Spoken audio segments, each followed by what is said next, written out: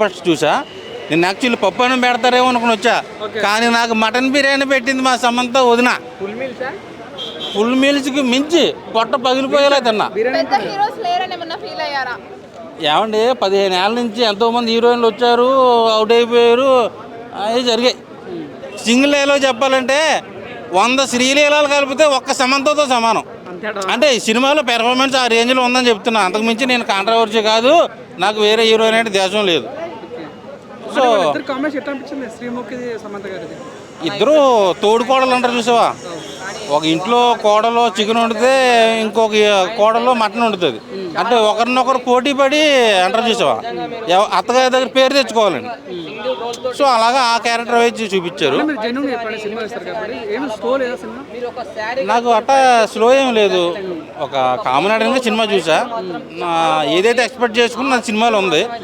మరీ మనం ఓవర్గా ఎక్స్పెక్ట్ చేసుకుని కేజీఎఫ్ అయ్యి అనుకుంటే కష్టం, కానీ నాకు ఓవరాల్గా సినిమా నచ్చింది. అందరిని చూడమని చెప్తా. ప్రతి ఇంట్లో ఆడపిల్లల్ని లక్ష్మీదేవిలో కాకుండా కాళికాదేవిలో కూడా పెంచాలని చెప్పి చూపించారు. సో నాకు అది బాగా నచ్చింది. నందిని రెడ్డి గారు ఇలాంటి సబ్జెక్ట్ ఎంచుకున్నాక నాకు ఇలాంటి సినిమాలు కూడా ఇండస్ట్రీ రావాలని నాకు అనిపించింది. ఏమండి ఆవిడ దాన్ని ఒక వైఫ్, హౌస్ వైఫ్ కాబట్టి శారీ కట్టుకోవడం అనేది ఆ క్యారెక్టర్కి సంబంధించింది. మీరు ఇప్పుడు స్పైడర్ మ్యాన్లా డ్రెస్ వేసుకొచ్చి ఫైట్ చేయమంటే ఎలా అవుద్ది విలేజ్లో? ఉత్తమ